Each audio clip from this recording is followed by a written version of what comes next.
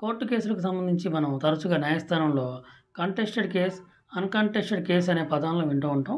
Contested case అంటే వివాదాస్పదమైన case అని అర్థం.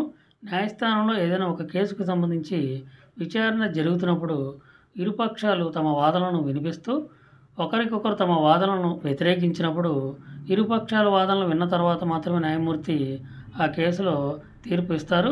ఉదాహరణకు విడాకుల కేసులో భార్య విడాకులు కోరితే భర్త విడాకులు కోరితే భార్య వ్యతిరేకించినప్పుడు అది కంటెస్టెడ్ కేస్ అవుతుంది.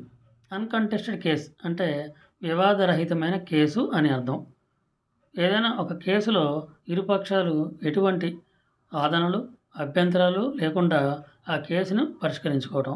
ఉదాహరణకు విడాకుల కేసులో భార్యాభర్తలు విడాకులు తీసుకోవడానికి పరస్పరం అంగీకరించినప్పుడు న్యాయస్థానం ఎటువంటి వాదనలు లేకుండా ఆ కేసును పరిష్కరిస్తే అది అన్‌కంటెస్టెడ్ కేస్ అవుతుంది.